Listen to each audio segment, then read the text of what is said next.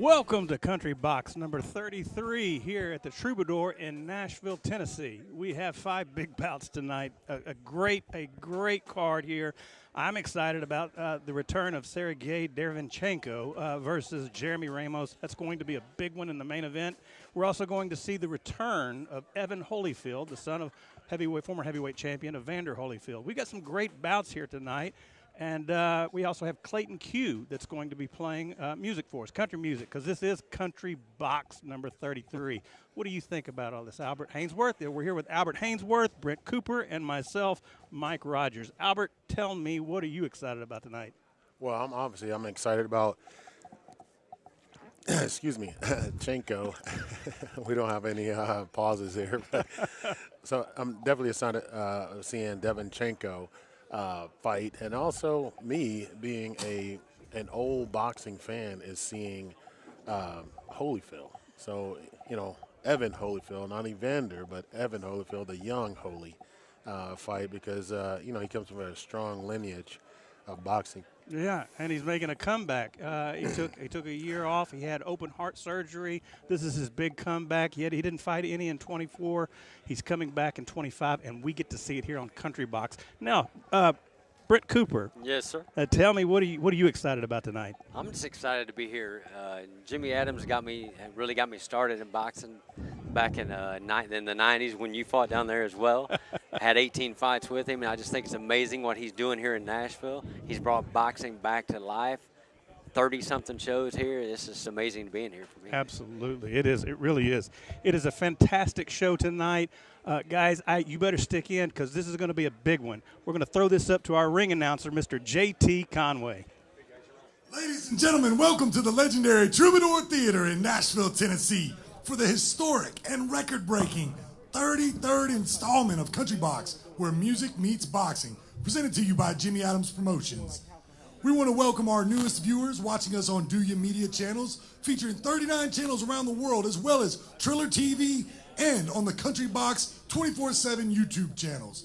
For everything Country Box, including schedules, videos, and news, make sure you check out countrybox247.com. Tonight's broadcast is brought to you in part by David Roach Dentistry.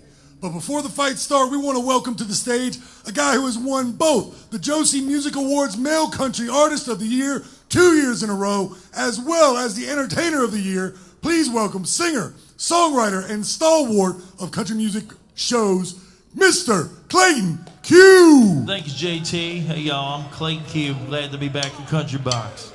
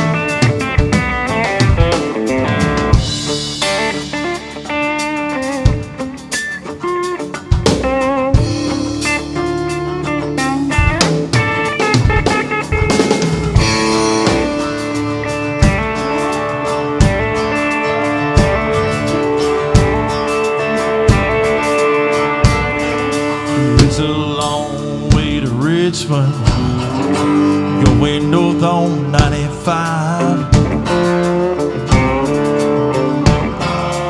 with a redhead ride shotgun and a pistol by my side. Tearing down that highway like a modern day Bonnie and Clyde. We met at a truck stop, Johnson City, Tennessee.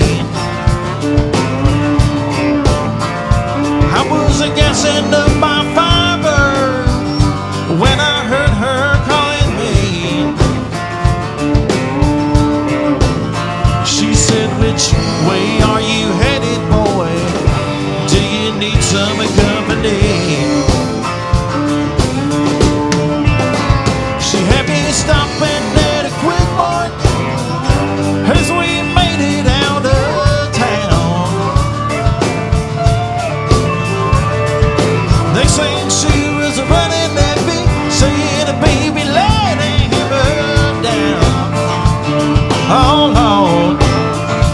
There's just a man right behind me, and he's doing his best to slow me down. Yeah, it's a long way to Richmond, going north on 95. With a red-haired riding shotgun and a pistol by my side. Oh Lord, tearing down that highway like a modern-day Bonnie and Clyde. Give me the lead on that.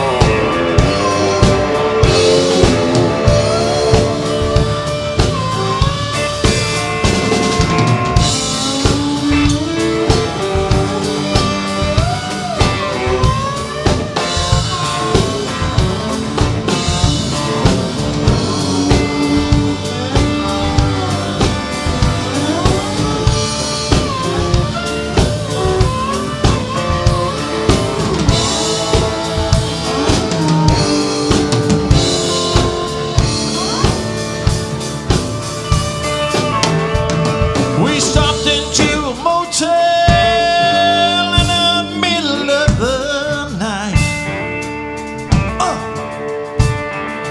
We were counting all that stolen money, smoking stolen Marlboro Lights and other stuff.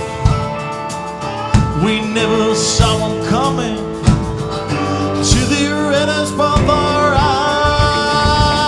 Yeah.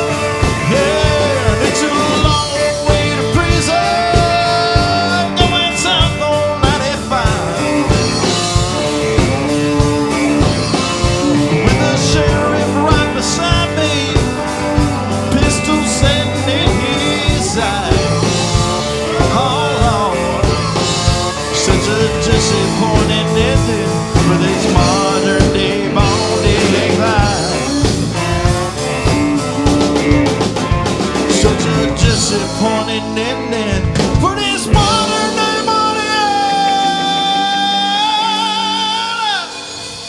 club.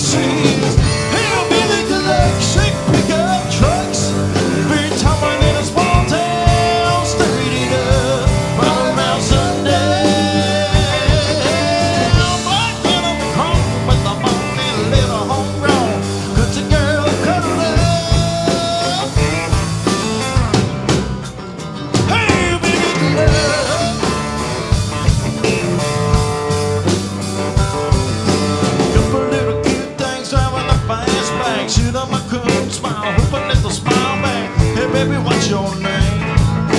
Burn a little rubber in the red light change. How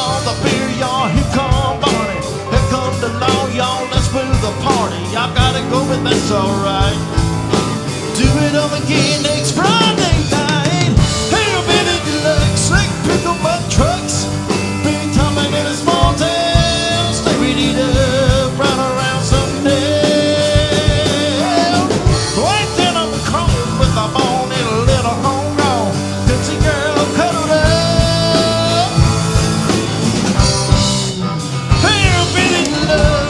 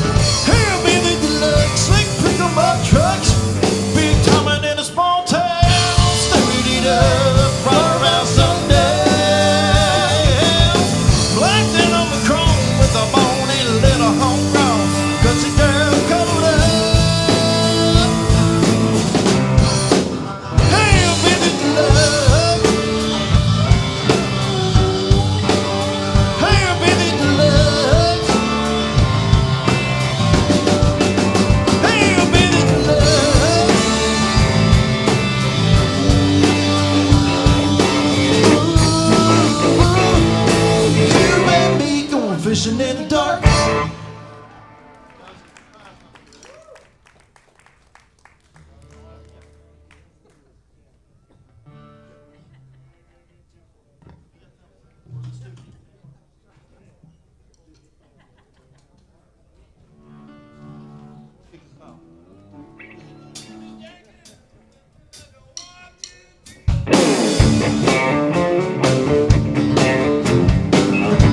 I like the way that sounds, fellas.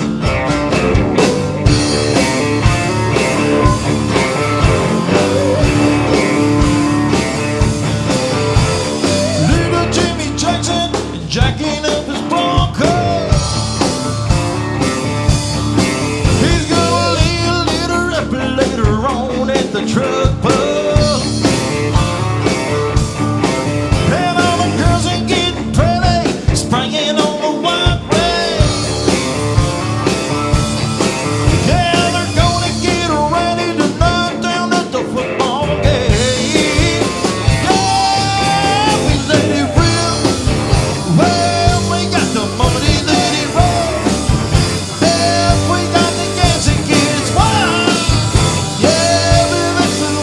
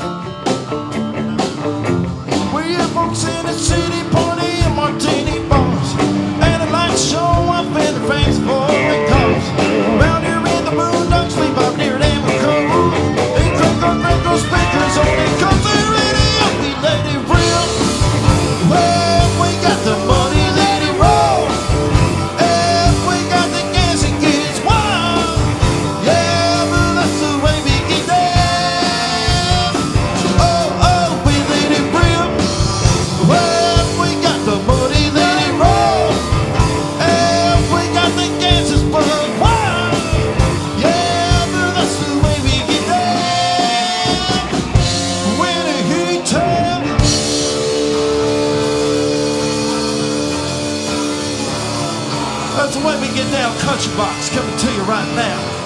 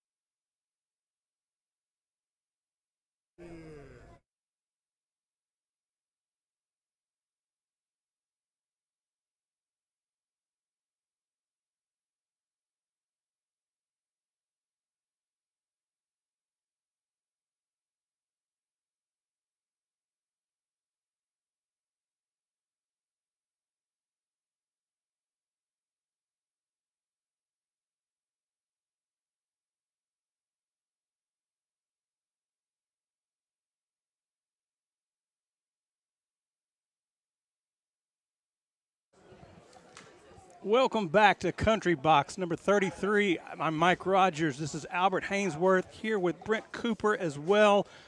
We got this next fight, the first one of the night. Evan Holyfield. He's making his comeback from heart surgery.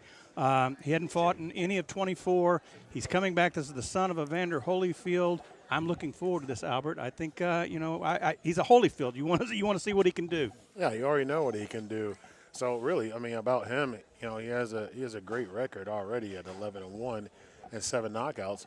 So really, he already has the pedigree to be a great fighter. So the thing for him is to really hone in on his talents, because he's always been born with it. So if he can hone in on those talents and really sharpen them, he's going to be one that can go into the sport for a long time. I will be curious to see how much rust he still has on him as we go up to the ring announcer, JT Conway, to bring the fighters out. It's time for our first fight of the night.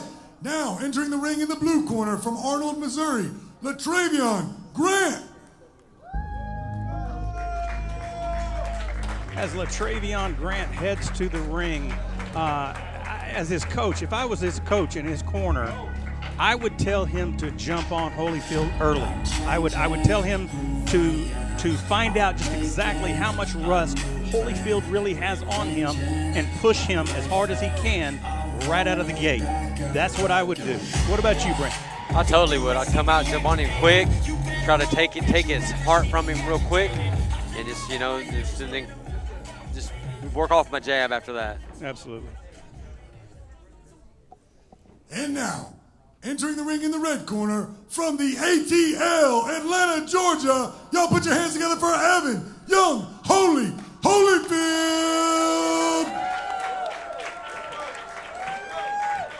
Evan Young Holyfield, coming out of Atlanta, Georgia, the son of Evander Holyfield. What a legacy and a shadow to come out from underneath.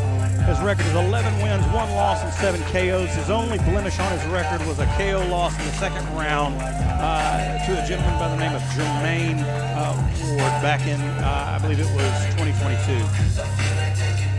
He will have some rust on him. He did come away from heart surgery. Why don't you go, Albert, tell us about the tell the tape. Well, as you can see, that Holyfield, he has a little bit of the age on him, but he has a two height advantage, also with a 1 inch, weight. Well, I mean, one pound overweight, and with a better record. So. Absolutely. Let's go up to JT Conway as he announces these fighters. All right, ladies and gentlemen, we have a special attraction tonight in our first fight of the evening. It's scheduled for 6 rounds in the super welterweight division. Presented to you by Jimmy Adams Promotions. Introducing first, fighting out of the blue corner, he weighed in at 152.6 pounds and is a veteran of 2 professional fights. From Arnold, Missouri, please welcome LaTravion Grant.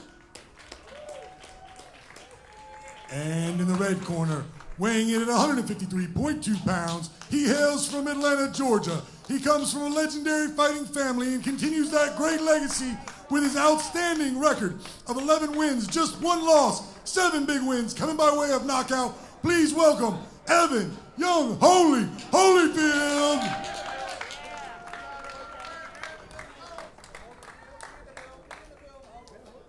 All right, y'all, your trunks are looking good. Remember, protect yourselves at all times. Listen to my commands at all times. Any questions? Touch gloves. Come out swinging. Fight number 1, let's go. Shit. The referee Yeah, is Dan what the Ziemba in this bout. It will be scheduled for 6 rounds in the super welterweight division.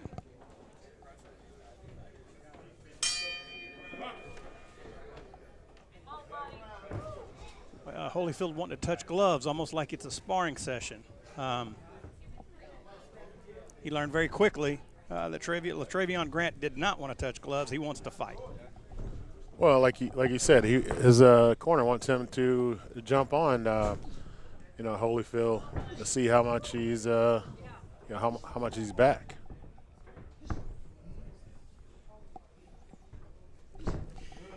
He's trying to close the gap with a jab. Holyfield is kind of taking his time behind his own jab, moving his way in. His jab looks strong, though. It does. He looks almost more like a Hearns than a Holyfield. A long, lean jab. Yeah, absolutely. He drops that right hand like Hearns. Great jab. Up and down. Grant's working the jab as well, too. Yeah, he is. He's trying to get to the body a little bit, just trying to land something and get him uncomfortable. He needs to make him very uncomfortable if he wants to be effective. I like the feints. Holyfield is taking his time. He's very, very comfortable in his position. He does not, I believe in his head, he does not believe that Latrevion Grant can hurt him. That's how he's, a good jab to the body. Good jab. Oh, good, solid right hand.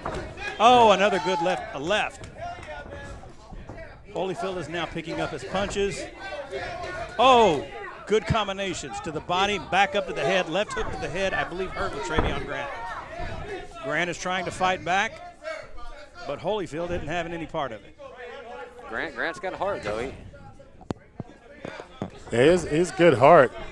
But I love the feints that Holyfield was left hook. doing, and then now you're seeing he's going. Good left hook, another good left hook to the body, a right to the head. Latrevion is down. Holyfield has hurt Latrevion Grant badly here in the first round.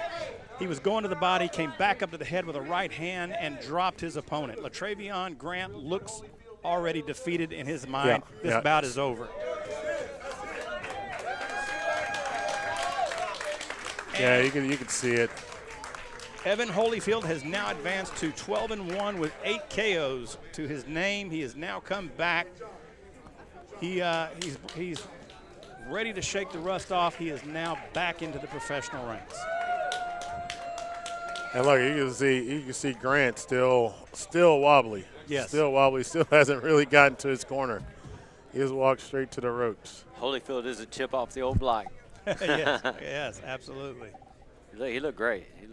He did. And look at Grant. I mean, Grant still has.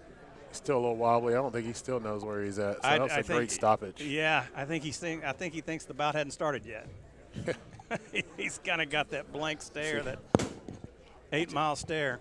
Yeah, I give you some props though. He took some shots, man. He did. And the irony is, he took some massive shots and stayed up. It wasn't until toward the end, whenever he got caught with those right hands, is what ended up caving him in. But you're right. He took some solid shots. Look at his eyes right now. He was just looking at us. I don't think he knows where he is. I would agree. Look, he's trying to take off his gloves. Yeah. He thinks he's still at the airport trying to go through the TSA. He just got in there with a guy that's very talented. I mean, nothing you can say.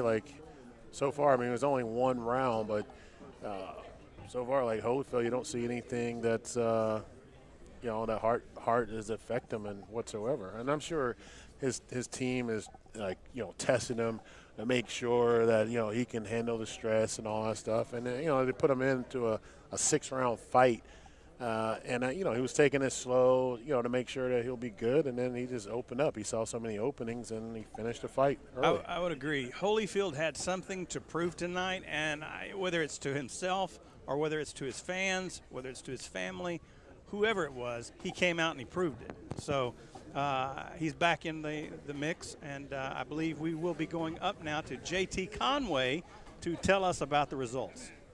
All right, ladies and gentlemen, our first one was a quick one. We got your winner at 2 minutes, 39 seconds of the first round by knockout, Evan Young Holyfield.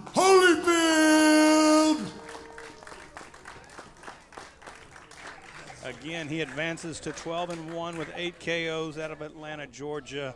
I'm sure he is happy to get that out from underneath him now. He can say he's back in the ring, and he can start moving forward with his career. So we're going to take a quick little break, and we will be right back after these messages.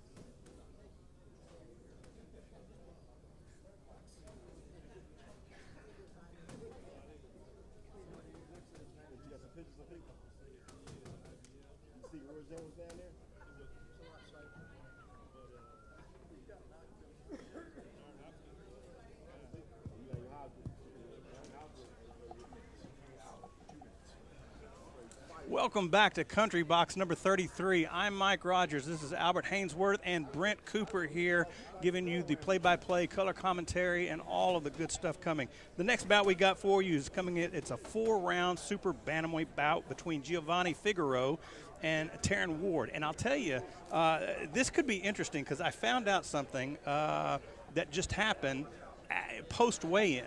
So this bout is scheduled in the super bantamweight bout. And Giovanni Figueroa is, you know, after the weigh-in, 121.8, which is pretty normal, you know. But Taryn Ward came in at 140.5. Oh, my God. So wow. that weight could be a hugely big difference and maybe a difference maker in this bout. I'll be curious to see how Figueroa deals with that particular situation. So we'll be up to J.T. Conway to bring in the fighters and see exactly how he does handle it. All right, folks, we're on a roll. One fight, one knockout. Let's see if we can keep it going. Fight number 2, now entering the ring in the blue corner from St. Louis, Missouri, Tyron Ward. Tyron Ward coming in a little bit heavy. You know, he made weight for the super bantamweight, but he's put it all back on. So he's going to be thick. He's going to be a thick, strong super bantamweight. He's coming in ready to go, ready for war. His record is 5 wins, 10 losses, and 4 KOs. So he's ready to come out and improve that record. He looks strong. And now, entering the ring in the red corner, from the Bronx, New York, Giovanni Figueroa. Now, Giovanni Figueroa, he's 5 wins, 0 losses, 1 draw, and 5 KOs. Now, don't let, you know, he's going to need those 5 KOs. He's going to need that punching power to be able to handle that weight discrepancy here. So, we'll see. I don't think it'll be a problem, honestly, for Giovanni Figueroa. He's tough. He's tough. He's tough as $3 steak. Looks like a very tough guy, so. Well, it will be interesting, to say the least. He's got seriousness on his face. He's ready to go. All right, ladies and gentlemen, our second big fight of the evening is scheduled for 4 rounds in the super bantamweight division, brought to you by Jimmy Adams Promotions. Introducing first, Fighting out of the blue corner, a veteran of 15 professional fights. He weighed in at 124.4 pounds from St. Louis, Missouri. Please welcome Tayron Ward. And in the red corner, he weighed in at a trim and ready, 122.4 pounds. He has a record of 5 wins, no losses with 1 draw. All 5 of his wins coming by way of knockout in the first round. From the BX, Bronx, New York, the undefeated Giovanni Figueroa.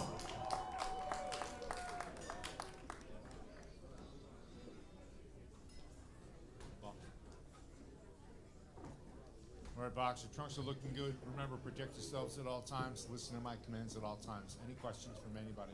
Touch gloves. Come out swinging. Fight number 2. We Let's got 5 go. wins, 0 losses, 1 draw, and 5 KOs. 5 of those KOs in the first round, so this could be a big first round. Hold on to your seats, fasten your seat belts, and let's get the party started.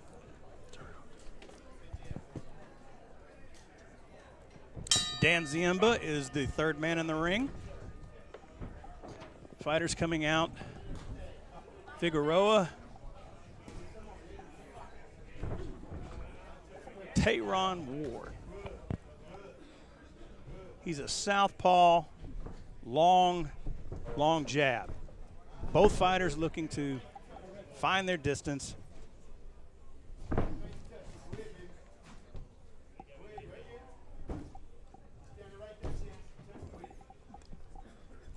I tell Ward has a long, you get a good reach on Figueroa. He does.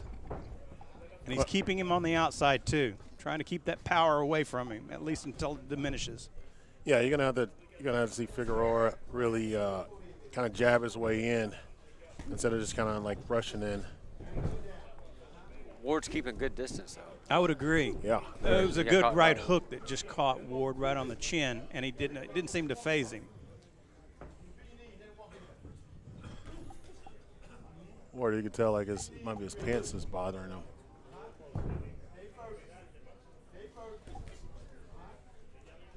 He's trying to work in on that right jab. Again, he's keeping a good distance from him, trying to keep Figueroa away.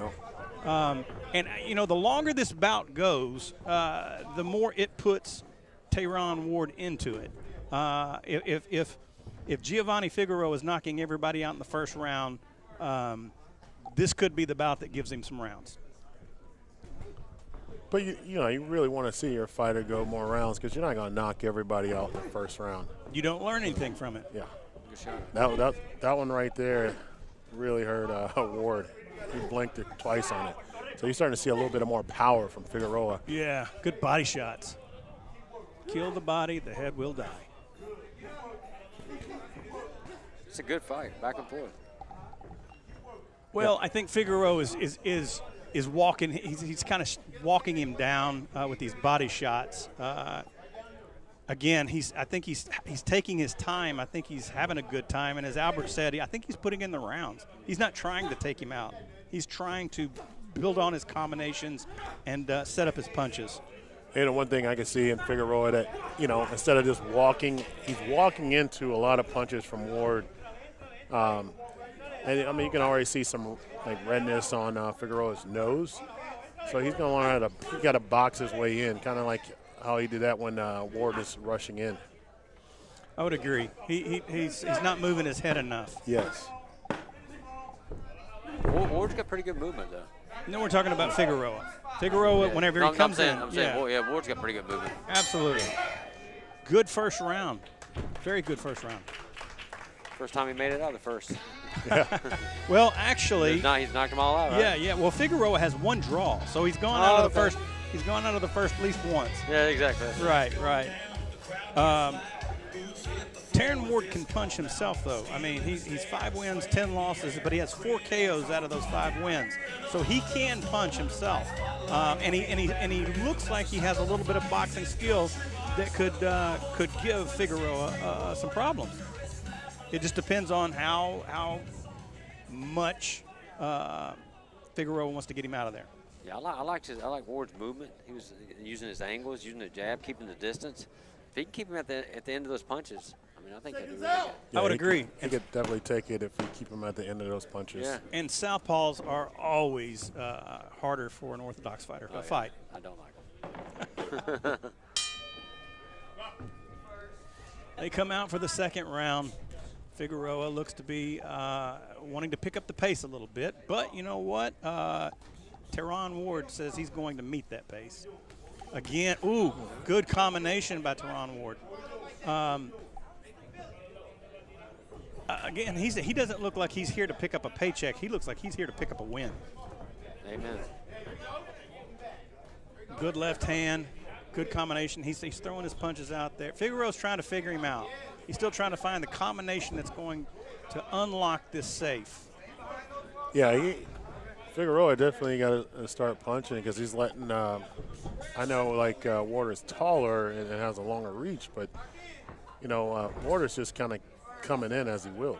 I would agree. And again, I've said it before and I'll say it again. The longer this fight goes, the harder it's going to be for Figueroa. Good jab by Figueroa. He's starting to close the distance, but he's not moving his head, as you pointed out. When he comes in to throw those combinations, he is not moving his head, and Ward is taking advantage of that. He's just kind of coming in winging. Figueroa is also throwing some little low punches that I think the ref has caught yet. I agree. That was real low, the last one. There's a lot in the middle of the shorts. Like Again, that was another low blow.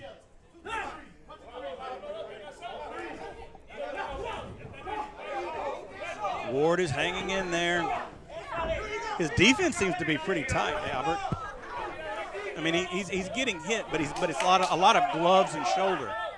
And I mean, Figueroa is the thing about Figueroa is if he doesn't get him out of here throwing some of these crazy punches, he could end up punching himself out.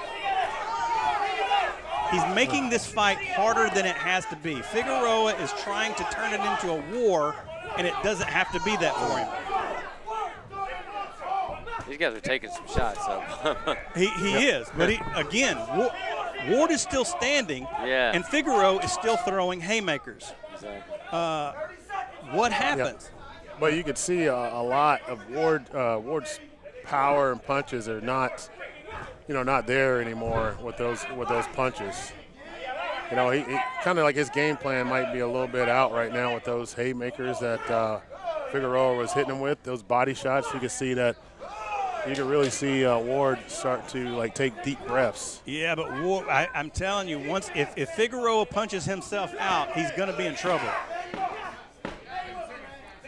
Honestly, I don't see Figueroa breathing hard, but you see Ward literally breathing hard. Again, we are out of the second round. Another good round. Figueroa is ahead on the cards, no doubt about that. But this is an interesting bout. You see, we're just checking out Figueroa, checking out Ward. Those body shots really hurt Ward. Well, I'm going to be honest with you, Albert. Body shots are the worst. I would, you find a good body puncher, and I would rather get dropped with a headshot than a body shot any day. Well, that's the one thing that you're seeing, and I personally thought I saw a lot of power come off of Ward, that he's not as powerful as he was to make Figueroa's nose red and to kind of snap Figueroa's head back. So I feel like he's lost a lot of his power, and I mean, as you can see, he was really hurting from those body shots. Like Mike said, those body shots were bringing him down. Yeah. Oh, yeah, taking his power from him. Absolutely. Body shots will break anybody down if done properly. But again, Figueroa's just kind of swinging wildly.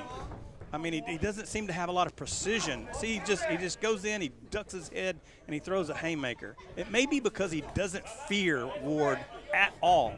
But, again, that can get you in trouble. And the southpaw could be throwing him off, too. It could very well be. So he's trying to lower the head and throw that right hand. And it could be the weight difference, too. Right. I mean. Yeah, weighs him about 15 pounds. Yeah, absolutely. Those shots are not affecting him quite like they might another opponent similar in size. Woo!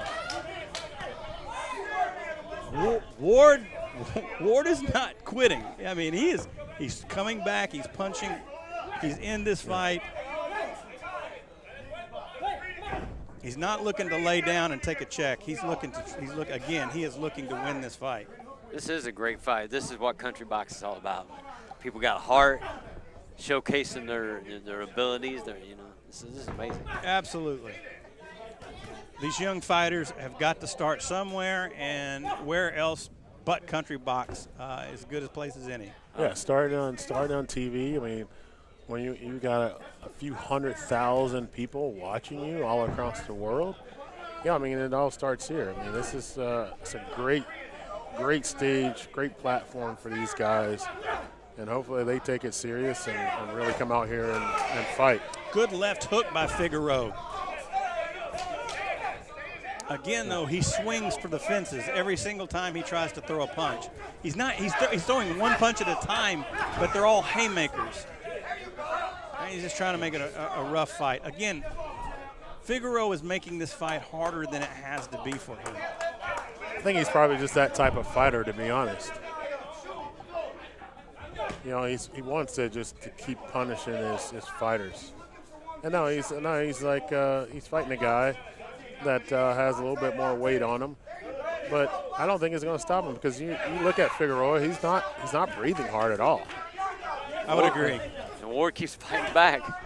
Ward is tough. He is a very tough guy.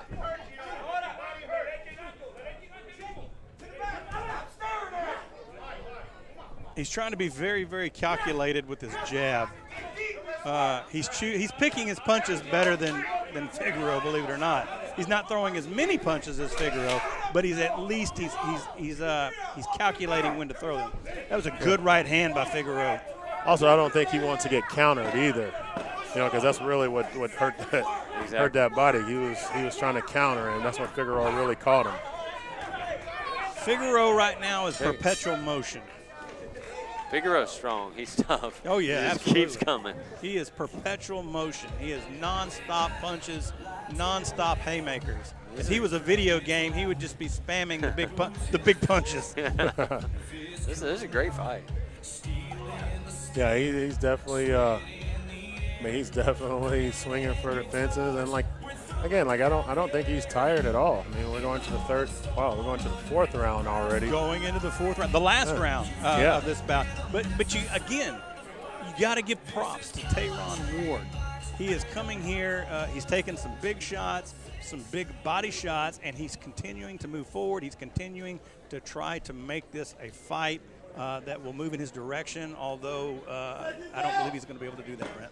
Yeah, it's not looking good for him, but it is an uphill battle all the way. I don't believe he has the power to keep Figueroa honest. But Figueroa, does he have some kind of a mark on his face? Yeah, he's had marks on his face since the first round, to be honest. That's why he just kept walking into it. There was no head movement from Figueroa. So that's what you're seeing. And now, hopefully right now, I hope Figueroa is not laying back and just going to try to take the win. Right, and Ward looks like he's coming on strong, at least trying to for this fourth round. yeah, he's not giving up. No, not at all.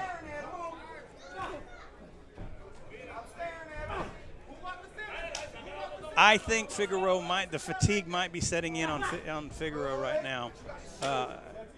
Obviously, it's set in on Ward because of those body shots, but I think Figueroa's feeling it too now. Definitely a possibility, or he could be just comfortable with his lead. I think that it's a combination of both. I think he is comfortable with his lead, and I think he feels it. If Ward could get that jab going, work that jab, because he's walking in with his opening it up. Well, so if I were Ward, I would be jabbing to the body and then come back up to the head. He needs to bring those hands down and slip one like that. Yeah, Perfect. As Albert claims, he is not moving his head, and he's paying the price for it when he doesn't.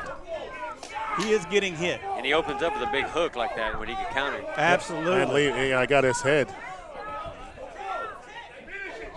That's one thing that Figueroa is going to have to do in this defense when he's dropping. You see when he drops his punches, his hands are down. His hands are down by his waist. I would agree.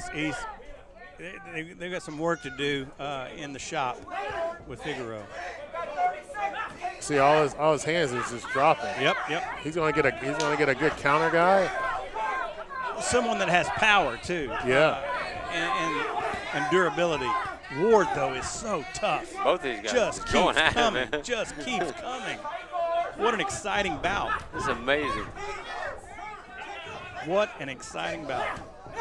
Yeah. Figueroa with a good left hook to the chin. Ward trying to hold on, buying out these last 38 seconds of this round. I'd say Ward is definitely tired, but he's not going down there. No, not at all. He's fighting. tired.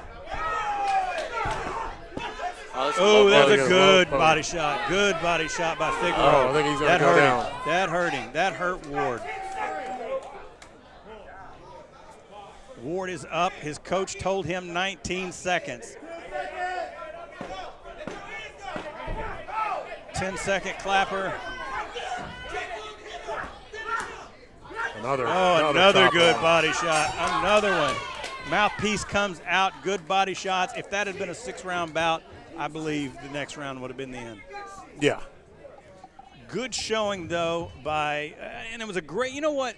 This is the kind of bout that Giovanni Figueroa needed because you can't – as you stated earlier, you cannot learn knocking your opponents out every time in the very first round. You can't do that in the professional ranks. You have to put in the rounds to get the experience to know how to handle certain situations and different situations. Yeah, everything is not practice. Oh, no, not at all. And you see Figueroa here digging to the body in this 4th round, showing that he still has power late in the fight. And I believe if this had been a 6-round bout, that 5th round would have been the last one we would have seen. Oh, totally. He was dropping some bombs on him. But Ward was so tough, man. I gave him so much props. Oh, yeah, absolutely. Ward came here for a win. He did not pick it up, but he gave a good showing. He gave a good showing first round. I guess I wouldn't say it was definitely his best one. Again, it's a good win for Figueroa, but I wouldn't say like they still got to go to the drawing board. They got to learn kind of to protect his head because he's dropping his hands a lot to load up. And he's going to find a counter puncher with power, and it's going to drop him. Yeah, he could get himself in trouble with a counter puncher that is durable and has a punch and can keep himself in the fight. Again, this is a learning experience for Figueroa. And it's only his 7th fight. Absolutely. He will go back to the tape. His team will go back to the tape. They will watch and review this, and they will come to the same conclusion, and then they will go back into the gym and work on those defensive skills that they need to.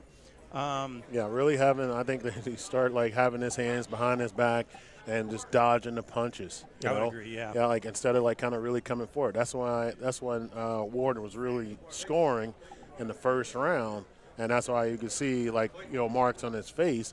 That's where it came from in that first round because Ward was throwing with power, like more power than he had, and you saw the marks on his face. So if he literally he goes back and practices with with his hands behind his back, really dodging punches, I think he'll be all right. I agree. We're going to go up to the ring announcer, JT Conway, for the decision. That was an absolute war, ladies and gentlemen. Let's hear it for both fighters.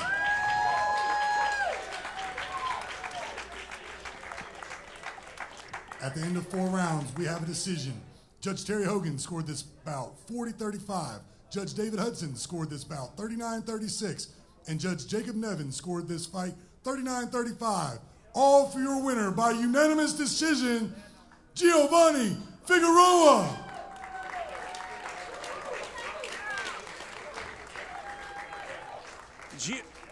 Giovanni Figueroa picks up the win. He now goes to 6 wins, 0 losses, 1 draw, and 5 KOs. First person to go the distance with him.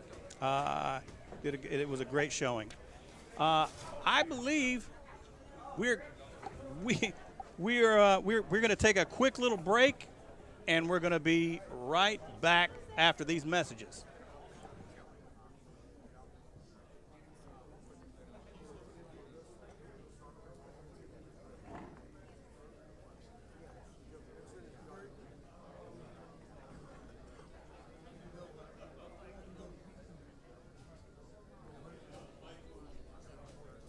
on break, I can say whatever I want.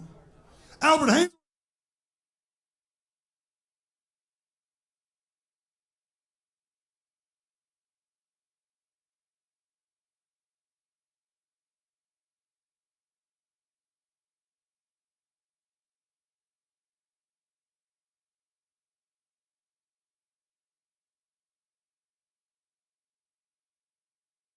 Seconds. 20 seconds, Dougie Fresh. We're on the Punching Preacher. Blake Waddell, what's up, baby? You doing all right?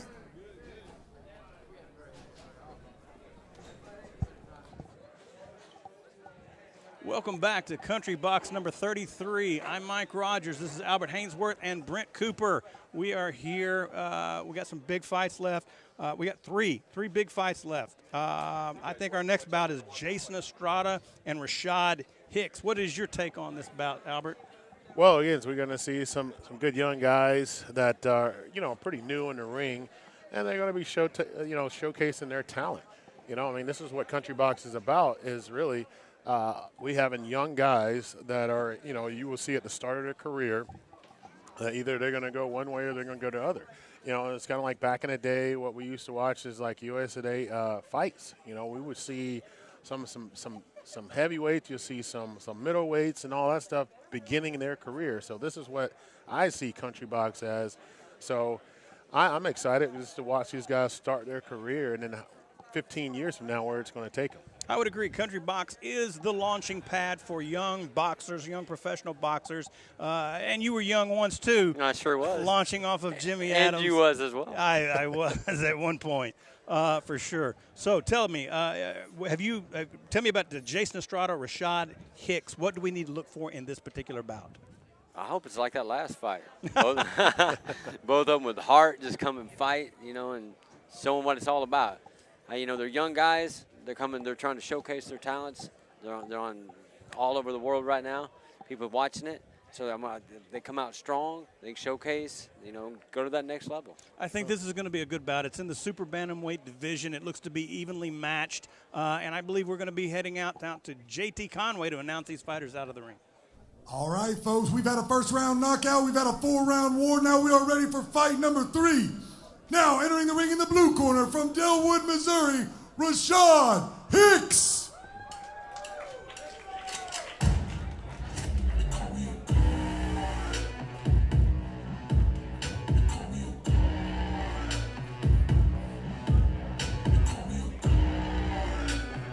Here he comes, Rashad Hicks out of Delwood, Missouri. 2 wins, 3 losses, and 1 KO. He is looking to improve his record to 3-3. And now, entering the ring in the red corner, fighting out of Marietta, Georgia, Jason Estrada.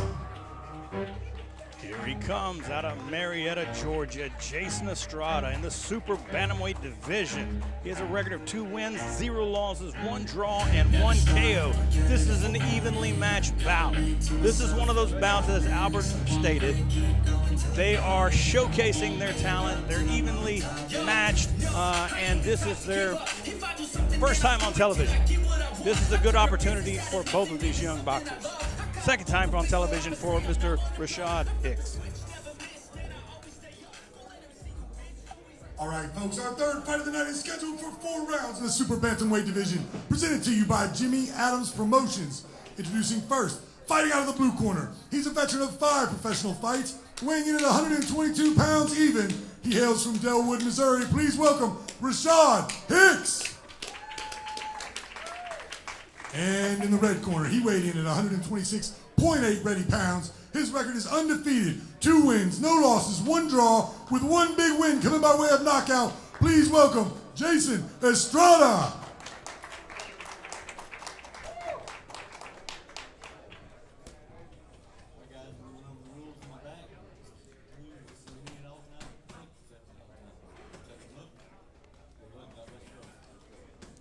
Got a hand grenade tattooed on his shoulder. You know he's ready. Mr. Blake Waddell is going to be the 3rd man in the ring tonight between Jason Estrada and Rashad Hicks. Both men looking to make a statement, both men looking to improve their record, and both men looking to showcase their talent on Country Box. Rashad Hicks already working out that jab. Another southpaw versus orthodox matchup. Another bout in the super bantamweight division. Will this be as exciting as the last one? As Jason Estrada, again, puncher versus boxer. Puncher versus boxer. Rashad Hicks trying to find his rhythm, trying to find an opening. Trying to counterpunch. The thing that I like about this, watching Jason Estrada, is he's taking his time. He's not getting in a hurry. He's not throwing any wild haymakers. He's just taking his time, kind of seeing what Rashad Hicks is going to have. And he's setting up his shots far more calculated than we previously saw. Good head movement. Wild uppercut from the outside. Good left hook coming from Jason Estrada. What are you seeing out there, Brent? I like how Hicks has got a fast jab. He's moving a little bit good. I'm like you, the Estrada, he's just real relaxed. He's waiting. He's trying to time him coming in. Good body. He came up to the body, came back up to the head. Now he's letting his hands go. Mouthpiece comes out from Hicks. And I believe we are fixing to see Jason Estrada go right back to attack him, because when he went to the body, he dropped his hands and then came back up to the head and caught him, and I believe he hurt him. So I don't believe that Hicks has the firepower to hold him off. No, I don't think Estrada is worried about Hicks's power. Yeah, I would agree. He's kind of swinging for the fences, and that's going to tire him out. Estrada is going to walk him down and eventually take him out. And also, you still have a little bit. Good thing you still have a little bit more head movement from Estrada. I mean, not much. He's still a young guy. He still is what is his, his fourth fight actually right now. He's very relaxed though. Yeah, he does. He's like, it doesn't matter if this goes 1 round or 4 rounds. He's just comfortable right now. Exactly. Although he needs to be careful though, because Hicks is throwing some wild shots. I don't think Hicks has the power. I don't either. You see, like, it's just kind of like, ducking down a little bit, like getting attacked. He wants to duck. Good body shot. Yeah. I believe that's it. Round is over. That round, the bell saved Hicks from getting stopped just then, or at least dropped. I think Hicks is, if he gets hit like that again in the next round, I think he's going to be probably done. He might already be done. He just doesn't know it.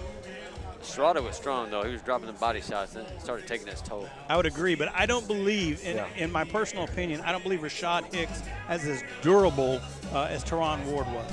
I believe that Rashad Hicks is now starting to feel the power of Jason Estrada, and I believe this round could very well be the last one if it starts like it ended. Yeah, I could definitely say so. You can see like Hicks is already breathing super hard. You look at Estrada. I mean, he's pretty relaxed. I mean, still, like even like Hicks does not even really have his mouth closed. He's breathing out his mouth, and his mouthpiece is blocking his airway. Like it's not even really over his teeth.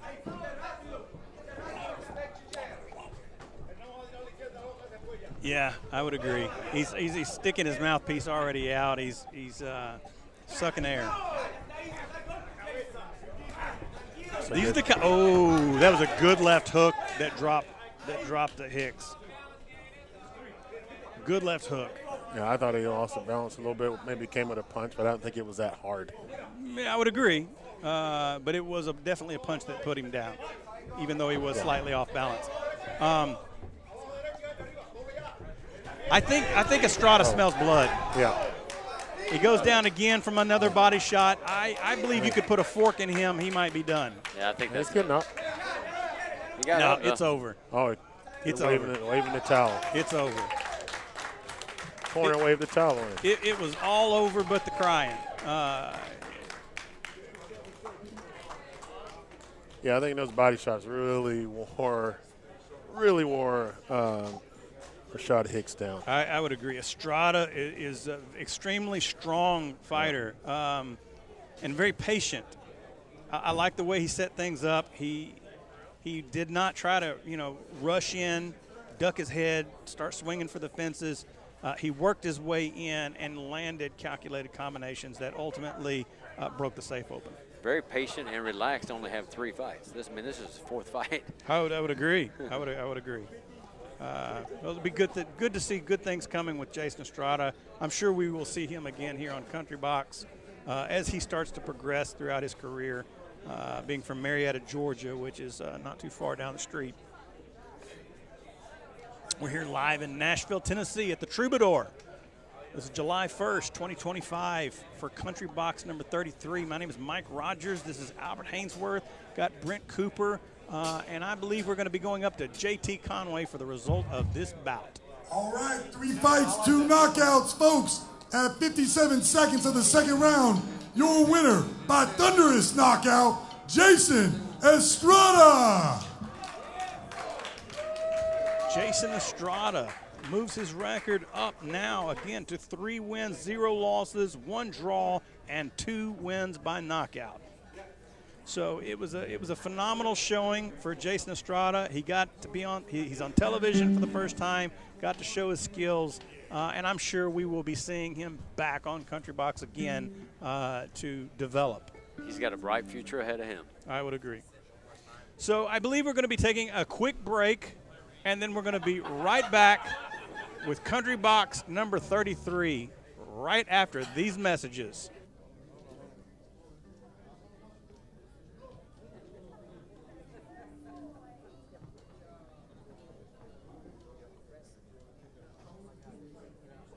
One minute and we throwing it to Clayton. Clayton.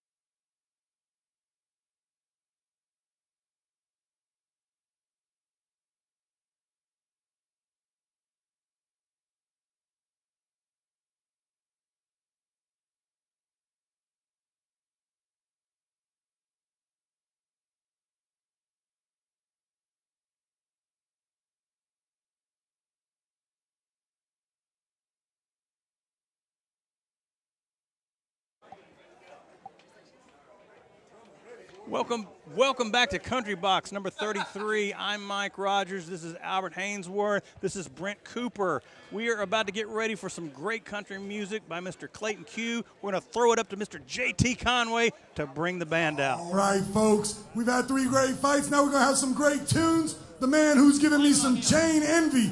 Clayton Q, you giving me chain envy, bro. Your chain's bigger than mine. Clayton Q, let's hear what you got, brother. That's what she said. Hey-oh.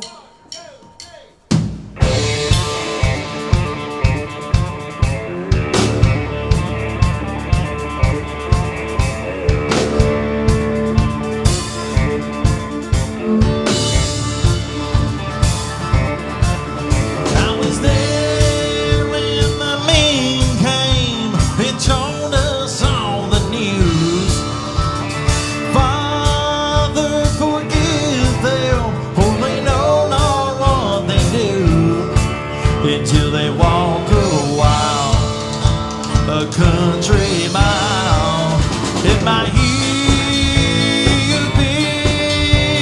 it's you.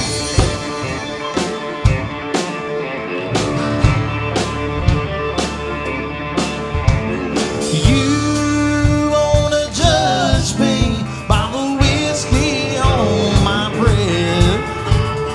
You think you know me, but you ain't seen nothing yet. Until they walk a while, a country mile. It might be that's you. It might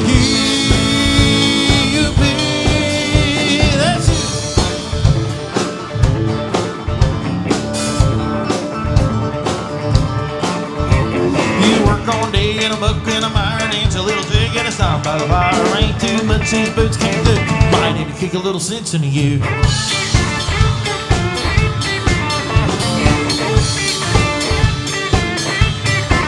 Well, I'm going up Cripple Creek, going in a run, going up Cripple Creek, the handle left falling on me. It says the bounce and tracks. Never saw them living, but they never came right.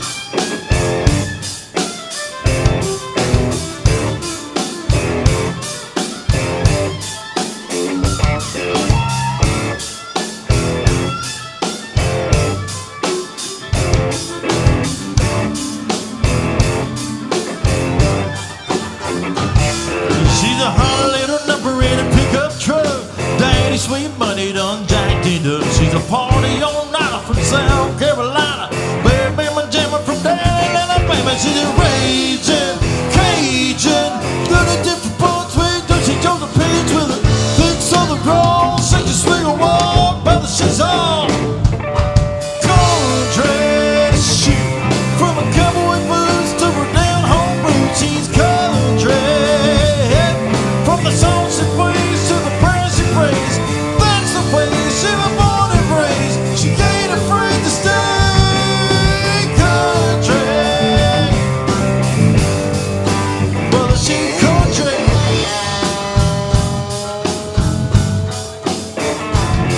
She's the hot little number when the sun goes down. Mama taught her how to rip up the town.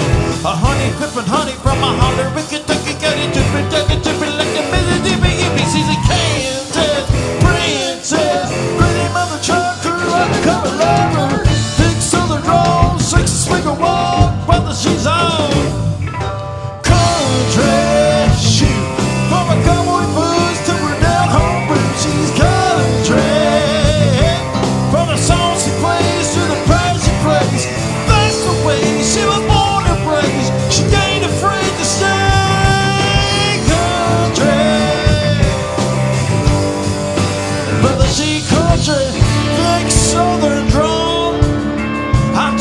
fellas. She had a sexy swing of walk. Go ahead, show 'em how a country girl does it one time.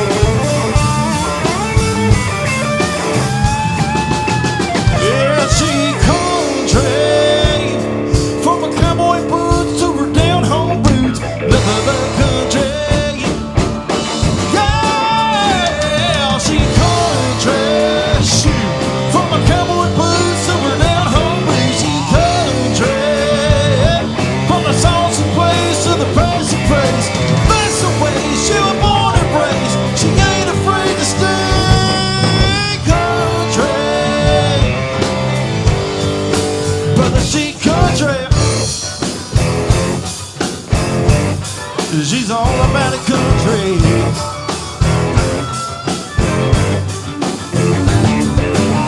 From the backwoods, she's a homegrown, down to the bone, she's country.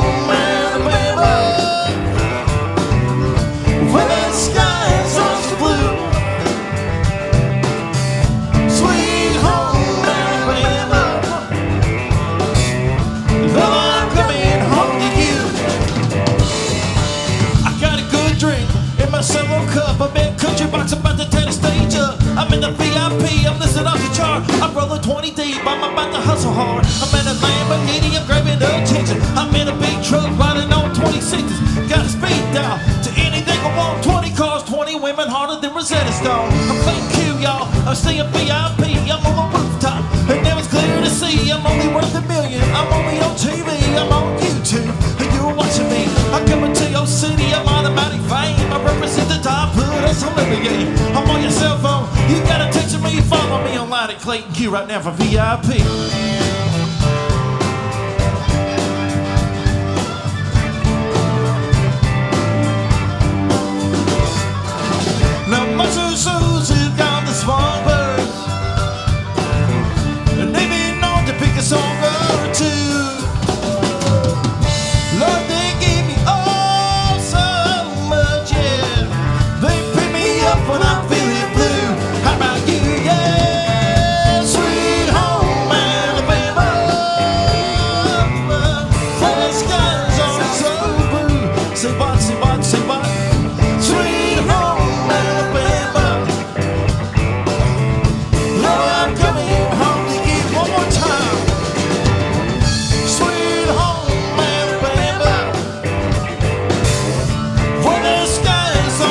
say what, say what, say what, say what, say what.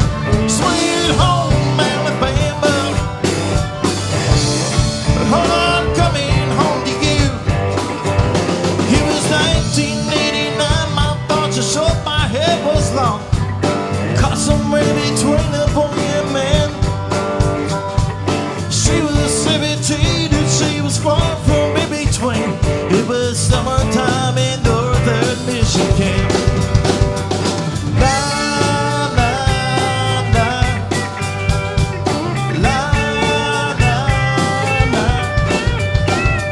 Splashing through the sandbar, talking about the campfire. It's as simple things in life like when and where. We didn't have no internet, but man, I never will forget the way the moonlight shined upon her hair. We were trying different things, we were smoking funny things, making love out by the ledge of our favorite song. Sipping whiskey out the bottle, I'm thinking about tomorrow. Singing sweet home Alabama all summer long. Singing sweet home Alabama all summer long. Singing sweet home Alabama all summer long. Singing sweet home Alabama all summer long.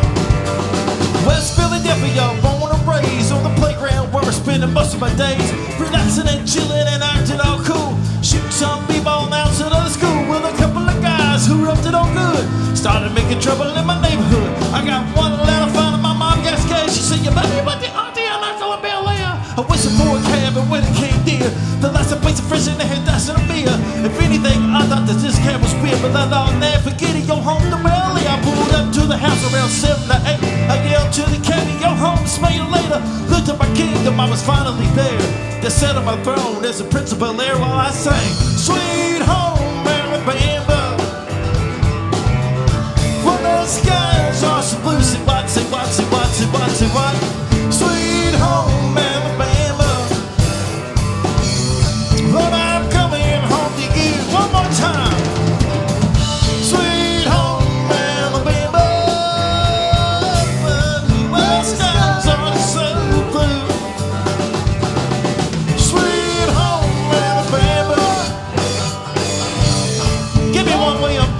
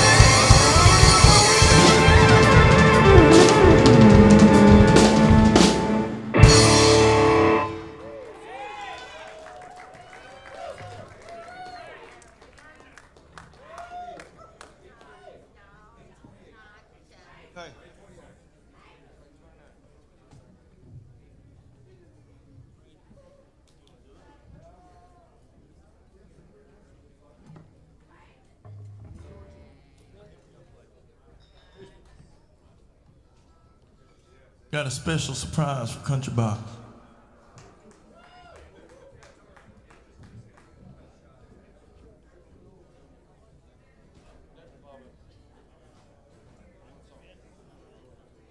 Yes, Barry, you got it.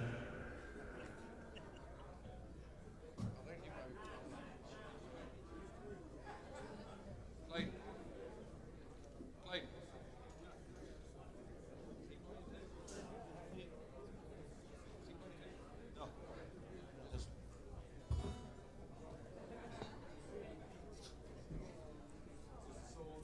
Yeah.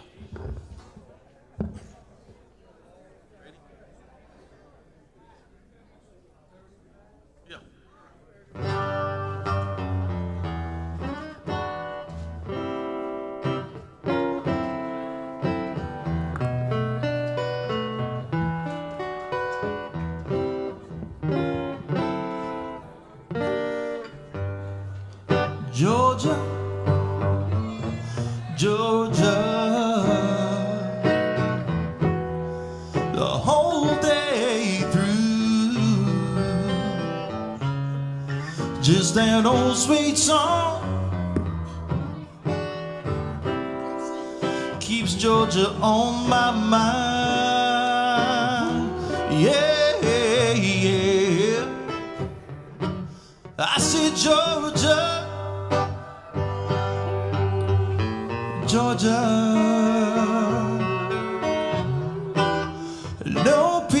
no peace I find. Just that old sweet song keeps Georgia on my mind.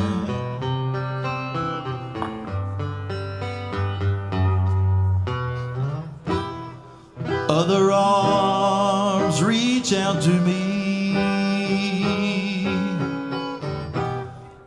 other eyes smile tenderly. Still in peaceful dreams I see, the road leads back to you. I said Georgia, oh Georgia,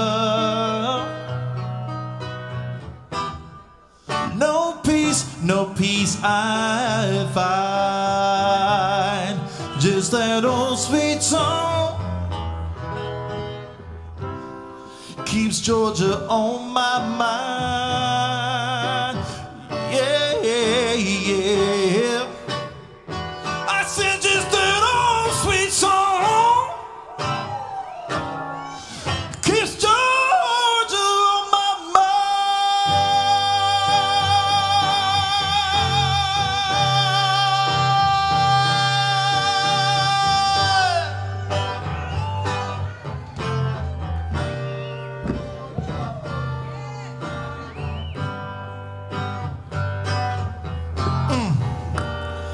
Georgia, sweetie, I'm coming for you, baby.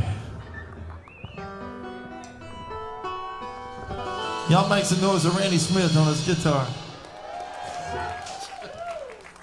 That wasn't bad.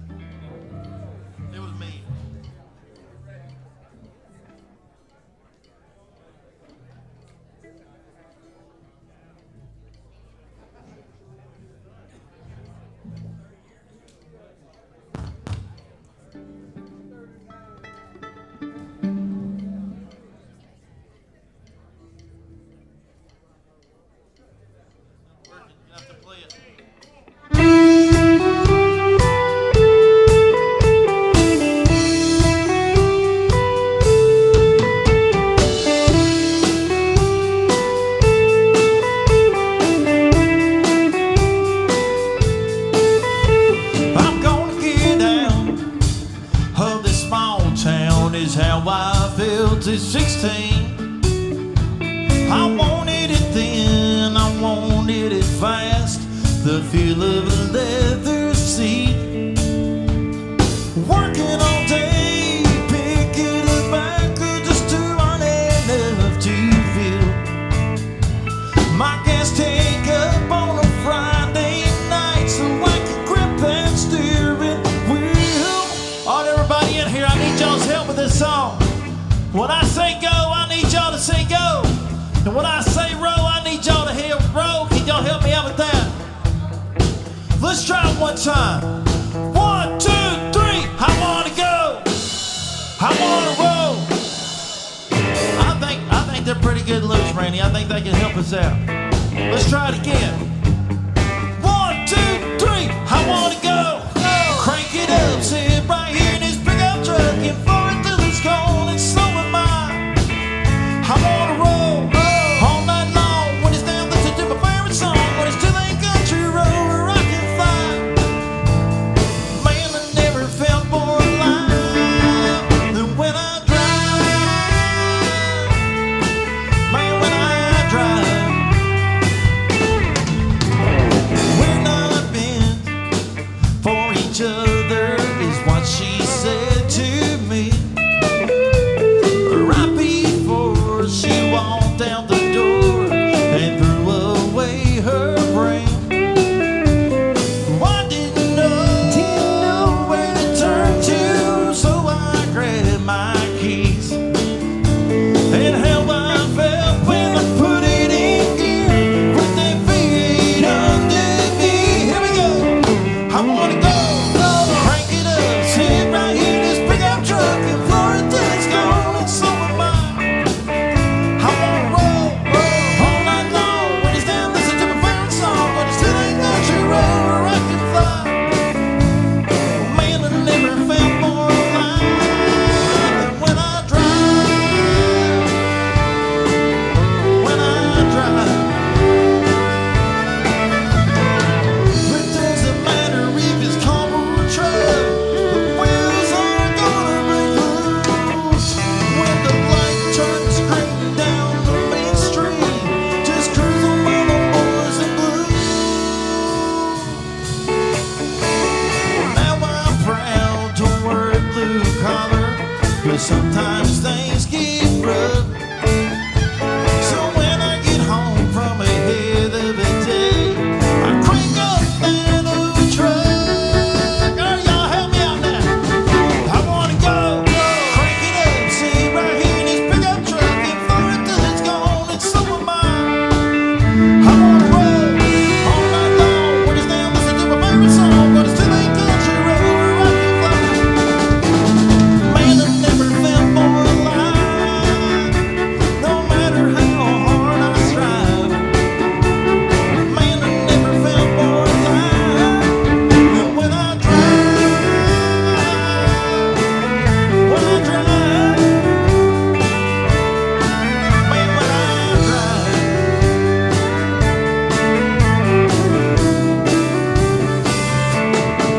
Y'all give yourselves a round of applause for singing the country box today.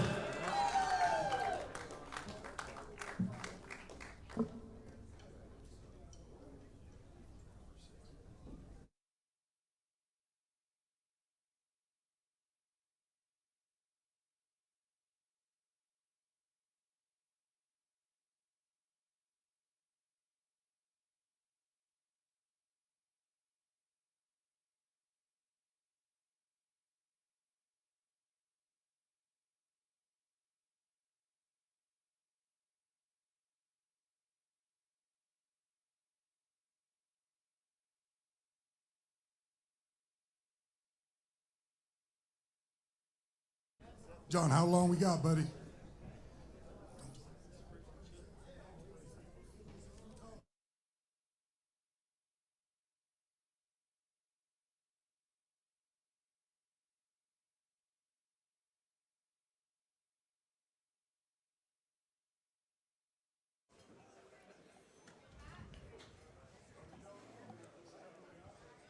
Welcome back to Country Box number 33. I'm Mike Rogers. This is Albert Hainsworth and Brent Cooper, and we are here for the next bout tonight. We have Hernando Walthal and Indira Spearman. This is a couple of journeymen that are working their way up through the ladder. Indira fights everybody and anybody, and Hernando Walthal is looking to improve his record to 2-0. So we're going to see what we're going to have as we push back up to JT Conway to introduce these fighters. All right, y'all.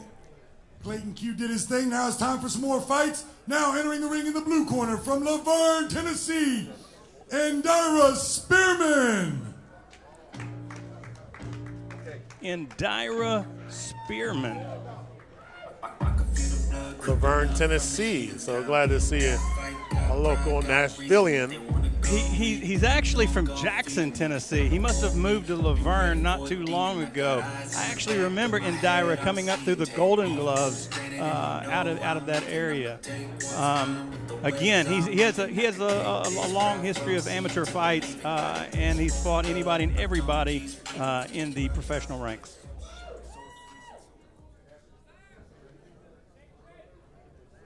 And now, entering the ring in the red corner, fighting out of Fairburn, Georgia, Hernando Walthal.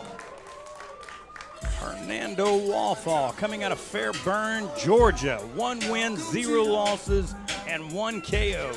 And he wants to put his next KO, he wants Indira Spearman to be on that record as his latest accomplishment, his latest KO. As you can see from the tail of the tape, 1830, 5'5", 5'4", 121.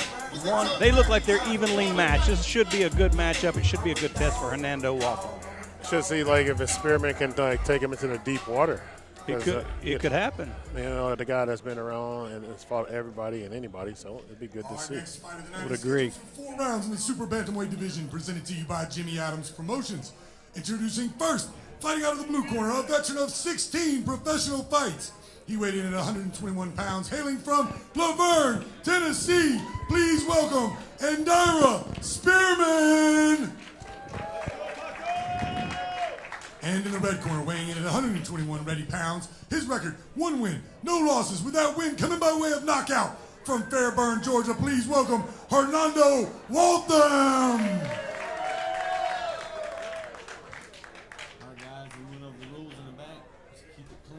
Listen to me at all times, okay? Protect yourself at all times. Touch him up. Good luck. God bless you both. Indira trying to give him Blake Waddell. You see that stare down, and Walthal looked at his feet, which doesn't mean anything. It just an observation. Yeah, do we know how many amateur fights that Walthal had? I do not. Man, a young guy, only 18 years old. I can tell you unequivocally he has had a lot of experience. I can tell you just by the way he came out, the way that he's positioning himself, his whole demeanor. He's either had a lot of amateur experience or he's had a lot of rounds sparring in the gym. He's very comfortable. Look at most people that have only had 1 bout at 18, especially if it was just as a professional, would not be this comfortable, and he looks to be very comfortable. Yeah, he looks extremely comfortable, and I mean, it doesn't look like he's 18. I mean, like it's just in the ring. I would agree. So it's impressive. There's a couple of things that he's gonna work on, like we saw, with hands down a little bit. He got caught with that little hook. Yeah, he's in that Philly shell, but he's not fighting. He's not using the defensive part of it and got caught, as you stated. He definitely got to get that shoulder in front, He's got good speed. And that's the beautiful thing that made Floyd great, was having that speed, but he also had that defense. Exactly. Yes, I would agree. Well, and the reflexes, yes. He's trying to come out and land some big shots. He has a lot of power under those punches, too, which is great to see. I would agree, but as you pointed out earlier, he needs to be careful that he doesn't get clipped. He's got his chin up a little high, and that shoulder is not protecting his chin the way it's supposed to. Yeah, he's squared up a lot with that. There you go. He gets the hands up. That looks good right there. Correct. It is, and it is due to a lack of experience. He is 18 years old. Once you come over the years, I mean, this guy can be in the ring another 15, 17 years. He keeps getting caught, though. Obviously, Indira Spearman is a southpaw, and he keeps catching him with that left hand. It comes right down the chute, and it catches him on the chin. Like you said, Spearman's had a lot of experience, too. Yes. And there is some fight in that dog. Oh, you could tell from Spearman.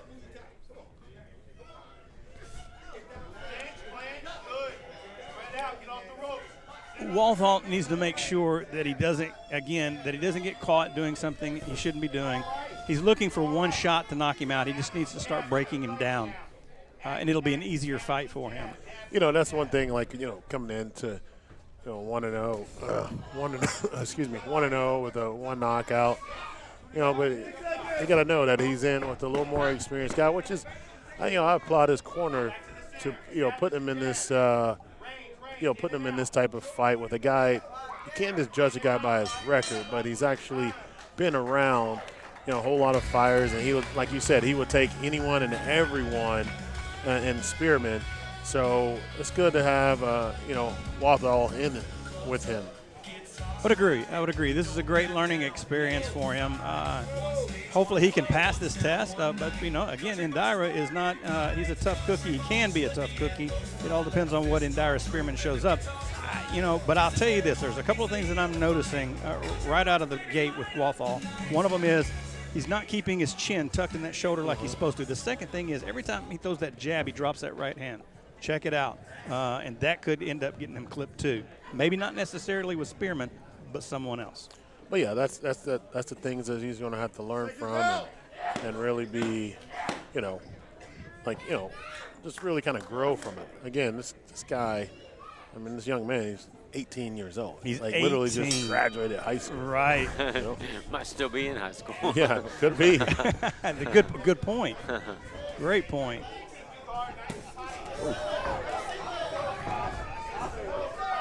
He's trying to pick up the pace. He keeps getting caught, though. Every time he tries to rush the distance, he keeps getting caught with that left hand. If he'd work that jab, double, triple that jab up and move that head. Yeah. Well, his chin is high in the air. Yeah. And it's not tucked in behind that shoulder. You kind of see now he's trying to, behind that his head being up, he has his left hand kind of blocking his neck and his chin a little bit. It's a little difference that you can see. And again, he's a young guy. Right. Another thing he wants to do is he doesn't want to overreach. He doesn't want his chin to go past his front knee. That also leaves you exposed. And one thing what you would see with Floyd's a great counter puncher because if you're gonna have that stance, which I really call it the Floyd stance, you're a counter puncher. Floyd's not a very offensive fighter. He's not gonna attack much unless he smells blood. Right now, you see he's a good body shots. Good body shots by Walthal. He's smelling blood. And absolutely. And Indira Spearman cannot take those shots to the body, and he went down. He took a knee. And I believe that Walthal is going to be coming in both hands loaded. He just needs to make sure he doesn't get caught with anything foolish. Mouthpiece out of Indira Spearman, washing it off, take the time, get some deep breaths, but Walthal is ready to jump back on and attack. He's got a lot of natural ability too. Absolutely. Strong, speed. And you keep saying that Floyd, is it's the Floyd Mayweather shell, but that shell has been around for years and years and years. Billy shell. Yeah. Another good body shot. Another good body shot. Yeah, I think Indira Spearman, I believe you can count to 100. He is not going to get up. Yeah. Those body shots really, really dug onto him. He's still in pain. Yeah, he's withering around. It hurt me watching it. Yeah, you can hear him. You can hear him and feel him. I think it cracked my rib a little bit. I know I'm going to have to go home and tape up my ribs after that shot. Woo! Kid's strong. He didn't go for the head a whole lot, so he should have dropped those elbows. Look at this. Yes, absolutely. Ooh. Ooh. That was the first. Yes. Here's the second. Let's see. Yeah. Oh. That was yeah. Yeah. And then another one. Both sides. Yes. He's like, here, take this with you too. Yeah. He's got a make sure that you hurt on both sides. He's got a bright future. You know what? His future might be as bright as his trunks. Yeah. I like his very eyebrows. bright. I like that. Very bright. He's very stylish. He is very stylish. Yeah. 18 years old. 18 years old. Very, very powerful. His punches are, just as crisp and hard as the guys that we saw earlier. So. I would agree. And they're all, and if I'm not mistaken, they're all in the same weight division. This might as well have been like a super bantamweight showcase. This entire bout, entire card. Like Mike said, though, when he gets around some guys, get them hands up, get that chin down. he will really be something. Yeah, Oh, absolutely. Once he perfects his style, and once he starts to get more comfortable in his own skin, doing it, and protects the things that he needs to, as he's putting that offense out there, he will be in better shape, for sure. Blake Waddell's the third man in the ring. I believe we're going to be bringing up J.T. Conway, who's going to be bringing us the result of the bout, which obviously we know what that result is, but we need J.T. Conway to say it out loud so we can make it official. I can't wait to want to get this guy back, Hernando Walthal back here at Country Box, because this is the guys that we like to see that just like really starting out their career, and hopefully we can get him 5 or 6 fights, and then he's going to start moving up to bigger and better things, and then I say 3-4 years, you're going to see this guy probably fighting for a championship. I would like to see Hernando Walthal fight like a Jason Estrada or a the Giovanni Figueroa. That would be a competitive bout. That'd be a great thing to have here. Yeah, that would be a great thing to have here on Country Box. Absolutely. Let's go up to J.T. Conway for the result. All right, folks. At 2 minutes, 9 seconds of the second round, by thunderous body shot knockout, your winner from Fairburn, Georgia, Hernando Waltham. Also, is there a Julian Crow in the building? Julian Crow. You might be feeling a little light right now. We have your wallet at the sound booth. Yep. Already been on OnlyFans for 20 minutes with it, brother. Thank you. Well, we're just watching, Walthal. I mean, I was actually very impressed. He might be the most impressive one we've seen so far. And just to be, again, this guy is 18 years old. That's amazing, yeah. The guy could still be, literally coming a rising senior in high school. So I loved just to see that and how he performed. And, again, we want to get this guy back on Country Box because he's exciting to watch. Absolutely. Our next bout's going to be Ryan Diaz versus Armando Reeves. We know who Armando Reeves is. That guy's tough. He's tough, as I said earlier, a $3 steak. He is just as tough. So I believe we're going to be bringing out this bout. Let's go, guys. All right, folks, now entering the ring in the blue corner from Jefferson City, Missouri, Armando Reeves. Armando Reeves. This bout is scheduled for 4 rounds. It's in the cruiserweight division. Armando Reeves has 4 wins, 25 losses, 3 draws, and he has literally fought anybody and everybody that's come through Country Box. He is tough. He'll put in some rounds. I tell you what, if somebody thinks they're going to come out here and blow this guy out in the first round, they would be sadly mistaken. That's not going to happen. And it's probably a good thing that Diaz's corner put him against. Entering the ring in the red corner from Port Chester, New York, Ryan Diaz. Ryan Diaz. Oh my goodness, this guy's 2 wins, 0 losses. They call him the War Daddy. He's a former U.S. Army soldier and owner of Diaz Boxing Club. If he's anything like he was in this last bout, he's going to be coming out throwing for the fences as soon as the bell rings, and that could be problematic for him. Well, he's a good-looking specimen guy, 30 years old, 5'10", 192 pounds, and pretty cut. So we want to see how he's going to perform, but he's not going to have an easy bout against Reeves. No, he's not. And as you see from the tail of the tape, this looks to be evenly matched. We're going to see as we come out with J.T. Conway. This is the co-main event of the evening, scheduled for 4 rounds in the cruiserweight division, presented to you by Jimmy Adams Promotions. Introducing first, fighting out of the blue corner, he's a veteran of 32 professional fights, weighing in at 196.8 pounds, hailing from Jefferson City, Missouri. Please welcome Armando Reeves.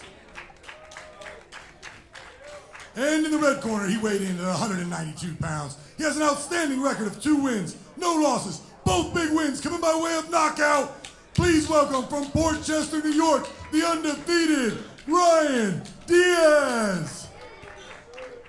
They're in the cruiserweight division. All right, boxers, trunks are looking good. That's my old weight Work division. into this area here. Protect yourselves at all times. Listen to my commands at all times. Y'all good? Touch gloves. Come on, swing. Co-main event. Let's go. This is the co-main event of the night, and let's see if it lives up to everything that it's billed for. Ryan Diaz coming out of New York. Let's see if he comes out throwing the leather as he has previously in other bouts. Big puncher, but Armando Reeves is a durable opponent. I think we've had Reeves here a time or two on Country Box. Yes, I have. If I'm not mistaken, he went 4 with Eric Arliano. I think that is right, yes. Like A heavyweight. I see one of your posts before too. Like their records don't mean nothing Oh, absolutely. because they fight everybody. That's correct. That's correct. You cannot judge a fighter by their record. It would be very deceiving because you don't know whether they fought a bunch of bums or whether they fought a bunch of killers. You can't really dictate that. They take it on 2-day notice. Correct. Yeah, we've seen guys, literally take on 2-day notice, but like they're actually real fighters that are just going to come in and put in the work, put in the rounds, and try to take somebody deep in the water. So they're going to underestimate them and hopefully get a win.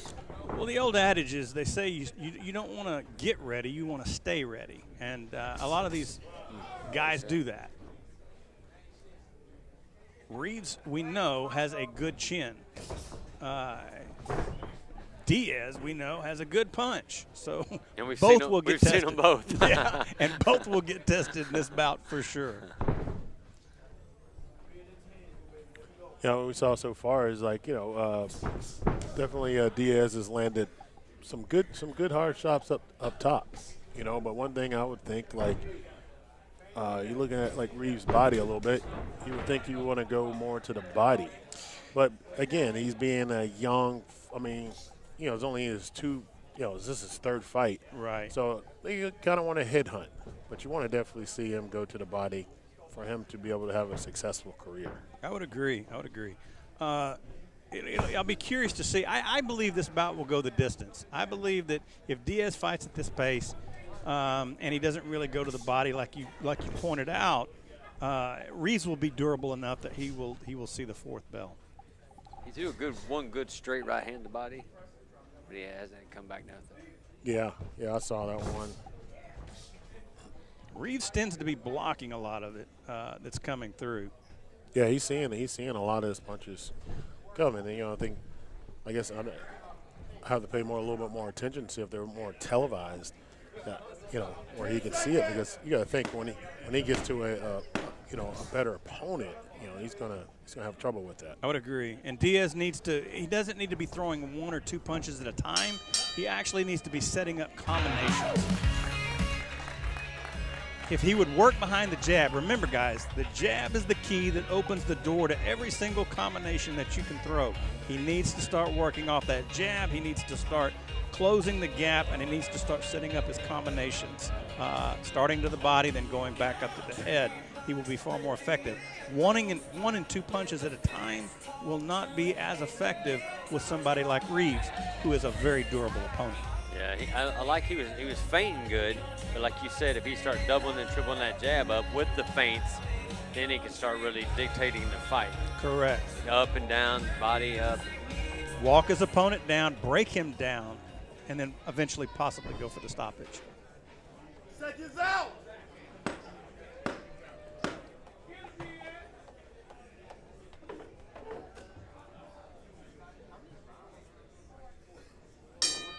Welcome back to Country Box 33. We are heading into the 2nd round of this bout with Diaz and Reeves. Diaz is now opening up with a jab, now he's throwing some combinations. He's trying to pick the lock, to open the safe. He closes, he clinches, and Reeves moves in. Reeves ain't gonna lay down. No, not at all. He's coming to fight too. Yeah, absolutely, he's coming to fight. I'm telling you, he's tough. That's really good. Reeves is putting a little more pressure on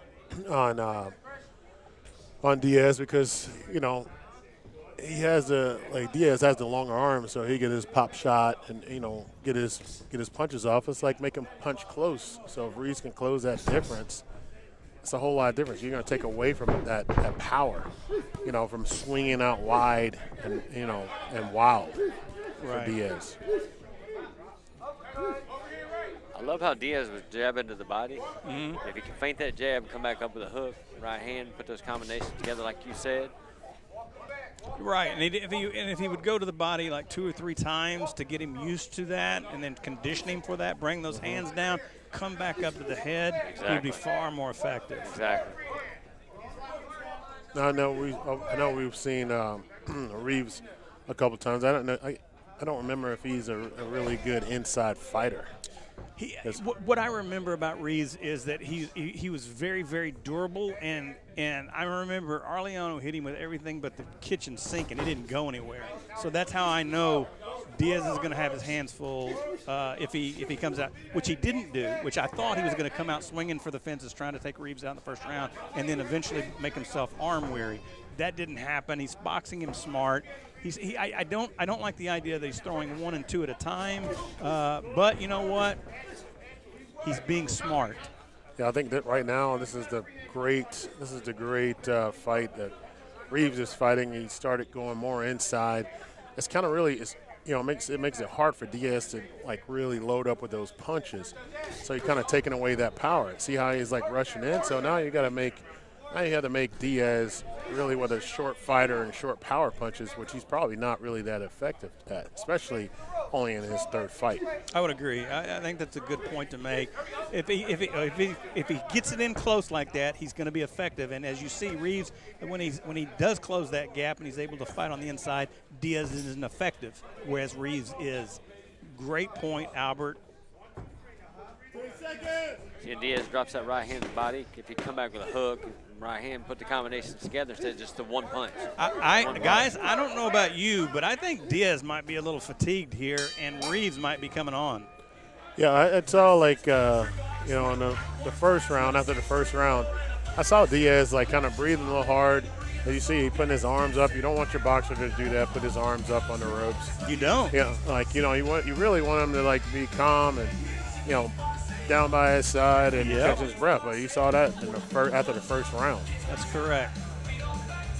Yeah, those arms need to be right in between him, in front of him. Let that blood circulate through the arms. He's actually restricting blood flow right now by having them up like that. It would be far more conducive for him to do, as you stated. Great point, Albert. It was a great call. And look at Reeves. Reeves seems taking deep breaths, seems to be pretty composed, and I think we're going to see an exciting 3rd round. Reeves can keep it up with the inside. It's going to be good. Welcome to Country Box 33. This is round 3 of Diaz versus Reeves, and I think it's starting to get competitive. It's starting to be competitive. I kind of see it 1-1 right now. Reeves is now trying to come on, but Diaz is coming on strong here, starting this 3rd round. Can he keep it up though? Those big arms and those big muscles take a lot of energy to carry around, and you could very well get arm weary. Whereas Reeves has been in deep water a lot of times, and he knows how to swim. And you see him, he's going to stay in close.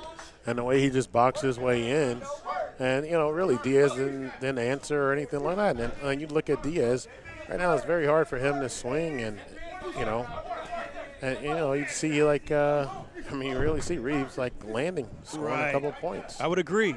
He's not as effective on the inside as Reeves is. Well, that was a good headshot, though. When Reeves comes in wild like that, lunging forward, that's when the uppercut, left hook. He's leaning right into that uppercut. I don't think that Diaz is comfortable, though. He's just not comfortable in fighting. Yeah. That's the best place for Reeves to be, is just stay Absolutely. on him. Stay right on him. Absolutely. He needs to be tattooed onto his chest. Yeah. Reeves is again keeping those punches moving. Good body shot by Reeves. Good jab. Good jab. Again, I think that Diaz might be fatigued here, guys. I think that those muscles are getting heavy for him to carry around. His arms are starting to come down. His hands are starting to come down. He's starting to breathe, and he's leaning in